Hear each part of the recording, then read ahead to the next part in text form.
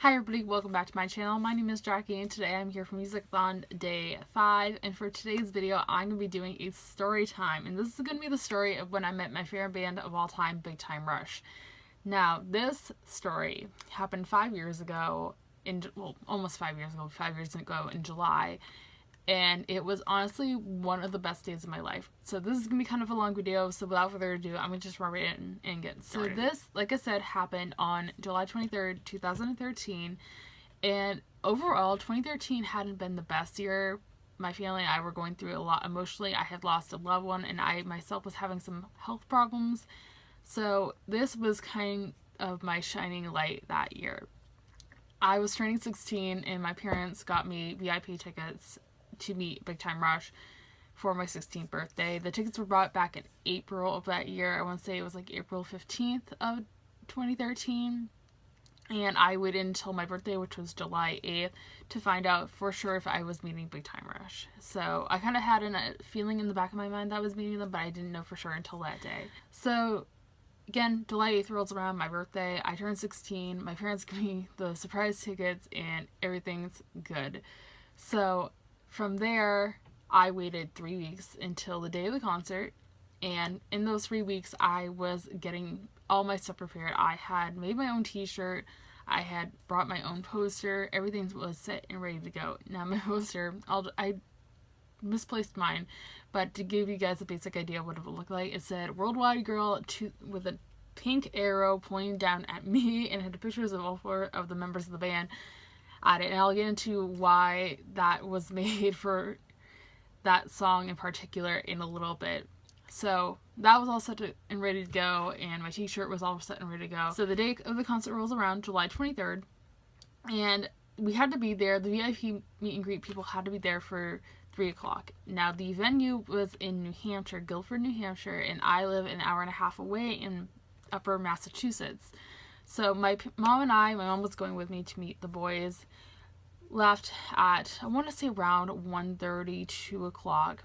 We got up there, we actually got lost in the other side of the town that the venue was in, and eventually we did make our way to the venue, and we got there on time. So we get there, we get in line with the other meet and greet people. There was probably about another 100 or so people there to meet Big Time Rush as well.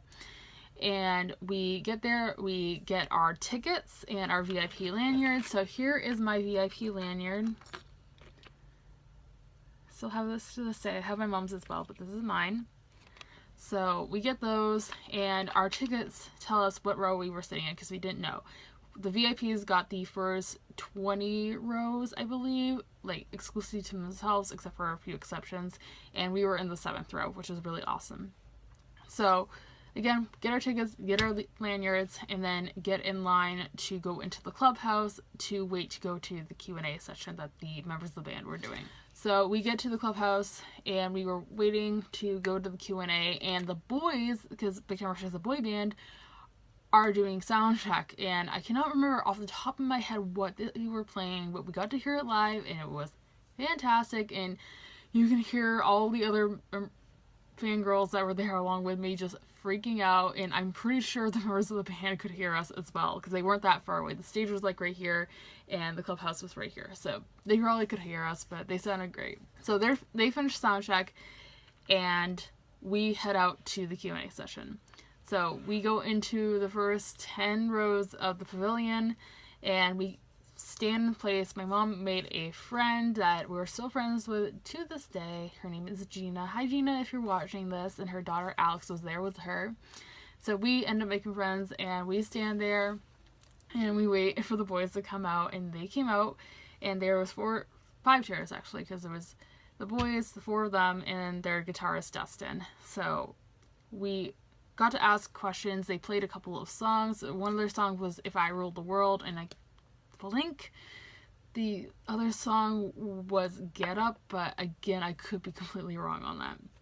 So they played a couple songs, they answered some questions, and that kind of went back and forth for about half an hour.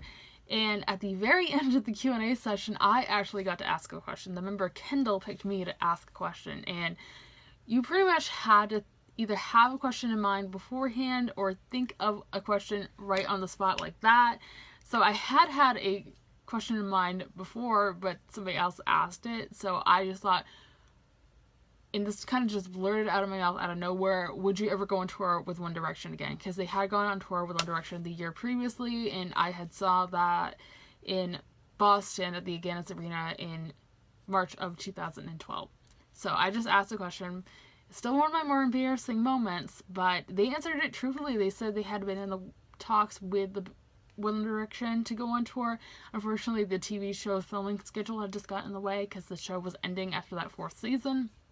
So that unfortunately never happened. So the Q&A session ends after that, and the boys go backstage to get ready for the meet and greet, and we all get in line to go to the meet and greet as well. Now, me and my mom were kind of in like the halfway mark up the meet and greet line. Like I said, there was about 100 or so other people there. So there was quite a bit of waiting. We only waited about half an hour to go in and take our photo. So once we get into the clubhouse where we had been staying previously before the Q&A was taking place, I just started having just like a major, not a panic attack, but like a freak out moment. I was really excited, but also very nervous to meet my favorite band of all time. So we get to the people in front of me. Always get the people in front of me. I'm standing there. Dustin, the guitarist for the band, is there as well. I end up talking to him for a couple of minutes. Really nice guy. And then it's my turn. And I have my face in my hands like this. I am trying not to cry. One of the members, his name is Carlos, turns around and sees me and he says, "Oh, James." And James is my favorite member of the band, James Maslow. And he turns around as well and says, "Oh," and I run up to him, give him a hug. I give Carlos a hug too. And it was a great moment. And then our picture is taken. So I, smile for the picture, and I'll insert the first picture here. And then we start walking away. I think the boys were taking the time to take a picture with me. I started walking away, grab my stuff, and then all of a sudden I hear the photographer lady say, "Hey, you two, can you come back here for a second?" I figured, are we in trouble? Did we do something wrong? And she says, "Your first picture came out blurry, so we're gonna have to take another one." I'm like, I thought it was a joke for a second. Like, are you kidding me? Like, I couldn't believe it. So it is true. I guess the first picture did come out blurry, but when we got them back, it didn't look that way. But anyways, I was willing to take the second photo anyways. So the people in back of us, which I think was Gina and Alex, the ladies we had met in the Q&A section, they finished up their photo, and the photographer lady says to the members of the band, "Hey, these two people, their photo came out blurry. We have to take another one." They were totally fine with it. So I go back to the same spot. I was between James and Carlos, and my mom was between the other two members, Kendall and Logan. And now we take our photo. I love the second photo. Here it is. This is probably one of my favorite photos I've ever gotten taken, professionally or not professionally. So that is that. So again, I thank the members of the band, give them a couple hugs, and then walk away, grab my stuff, and exit the clubhouse. And at this point, I was shaking. Like, I just could not believe what had just happened. So I leave the clubhouse with my mom and a couple of the other friends we had made, and we go out to another little spot in the pavilion, because the pavilion that we were at, the Bank of New Hampshire pavilion, it's kind of set up a weird way. We have the concert stage, the clubhouse, and there's also a couple little other things, like little mini stages there. So it was kind of interesting. So we go over to this tent, and this is where we had to get our VIP swag bag, I guess you could call it. It had a tote bag and a t-shirt in it, and I can't find mine at this point in time, but if I did, I would show you guys right now. So we grab those, and then we walk out. And we have a couple hours to spare before the concert actually starts, so we go and grab some more merchandise. And as we were waiting in line to get our merchandise, the Big Time Rush members come by in a golf cart, and we're all screaming our heads off in excitement, like, "Hi, boys!" And they drove by, and they went to, go relax before the show actually starts. So we grab our merchandise. I got this shirt. So it says BTR on top. It has the members of the band, and it says Summer Break Tour 2013 on the front. And on the back, it has just all the dates of the tour. So I got this, and I got a sweatshirt as well. And then we just had, again, like an hour and a half to spare. My mom got us some food and some drinks, and we just sat there at the picnic tables that were in the pavilion and waited for the doors to open. So the doors opened around 6:30, and the show started at 7. So we made our way to our seats. Again, we were in the 7th row on the left side of the stage, and we're sitting there, you know, and the first opening act starts, and that was Olivia Summerlin, and she was pretty good. I had never heard of her before, but after the show, I wanted to check her out. So I ended up checking her out. I think she's really good as well. She came on, she did her set, and then she went off. Then the next opening act, whose name is Jackson Guthrie, came on. His set was pretty brief, but he was, again, a very talented artist. So he did his thing and then came off. And then the third and final opening act, Victoria Justice, came on. Now, Victoria Justice is also a Nickelodeon TV star. She was on the show Victorious. And I was a huge fan of that show when it was on. And this was like her farewell tour. After doing some research before I filmed this video, the tours were supposed to be separate. Big Time Rush was supposed to have their own tour, and Victoria Justice was supposed to have her own tour as well. But they combined forces and, you know, decided, let's just combine our two tours together. So they did. And Victoria Justice, I really enjoyed her set. I knew pretty much all of her songs that she played. I enjoyed her set as well. So she did her thing. She played 10-15 songs and then came off. And then it was time for Big Time Rush. So between Victoria Justice and Big Time Rush coming on, there was about a 20-30 minute break because the stage had to be set up. So the stage was all set up, and then the show started. And Big Time Rush opened up with one of their songs off of their newest album, 24/7, called Windows Down, which is one of my favorite summer anthems to this day. And overall, the show was enjoyable. And about halfway through the set, they play a song called Worldwide. Now, if you guys remember at the beginning of the video, me talking about the poster I had made, I had said Worldwide Girl with an arrow pointing down. And the reason I had brought that poster is because they bring fans on stage for that song. So I've become very close to being the Worldwide Girl a few times before. Unfortunately, I've never been on stage, but that's okay. And, you know, I think it was Logan who picked the Worldwide Girl. So I was that close. If it had been James, I would have probably been picked, or at least become a little bit closer. So they picked the girl who is in the next section over from me. She was celebrating her birthday, so good for her. And the song is played. It's acoustic. It's my favorite Big Time Rush song to this very day.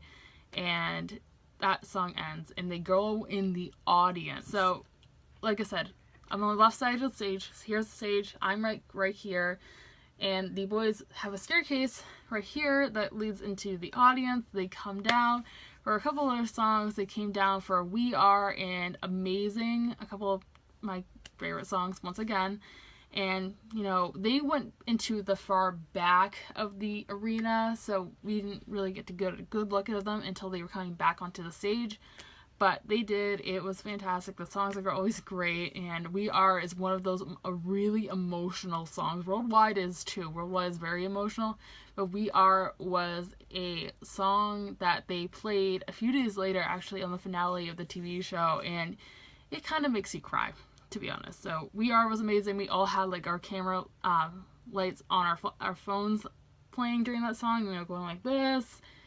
So during that song, so that happens, and the boys eventually make their way back onto the stage for the rest of the show. And they finish out with Confetti Falling, one of probably my favorite song off of their album 24/7, and that was the end of the original set list. And then we all of us say encore, encore, encore, and they had this DJ come out and just start playing all of their past hits from the show that they didn't play live. So they had songs like Halfway There, Until I Forget About You, again, two of my favorite songs. And the boys came back out. They played up a mashup of two of their bigger hits from their first album, which was the theme song to the TV show and City Is Ours, which those two songs together just made for a really amazing encore song. And they finished out the set list with that, and the show was over. And it was crazy that it felt like it was like half an hour, but it was of course like an hour and a half long show, and it was fantastic. And by the time we got out of our seats and back into my mom's car, I was like, can we go see them again when they go on tour again? Which I didn't know that wouldn't happen because they didn't come to Boston on the next tour. But my mom said yes. And anyways, we left Guilford at like 10 o'clock and we got back to my house around midnight. But the next day I had that, as us music fans call it, post-concert depression. So yeah, it hit me hard the next day. I was just in shock that those events the previous day had happened, and it was just one of those great days that I will never forget. And then we of course got our pictures developed and they were posted on the website, and they came out great, and I will insert them in sometime in this video and as well as the end of the video for you guys to get a look at. But again, that's it, I guess. That's my story time. Overall, like I said 5 times in this video previously, it was a great day, a very emotional day for me, but if I could do it all over again, I would definitely do it because it was just fantastic. So that is everything I want to have for this video, guys. I hope you guys enjoyed. If you did, be sure to leave a thumbs up and subscribe if you have not already. I normally post every Monday, Wednesday, and Friday, but since it is Music-a-thon this week, I will be posting every single day up until the 27th. Let me know in the comments down below if you guys have ever had any VIP meet and greet experiences with your favorite band or artist, as I would love to know. And as always, my social media links are linked down below for you guys to go check out if you would like to follow me on any of those. And with all that being said, I hope you guys have a fantastic rest of your day, and I will see you tomorrow for Music-a-thon Day 6. Thanks for watching, everybody. Bye!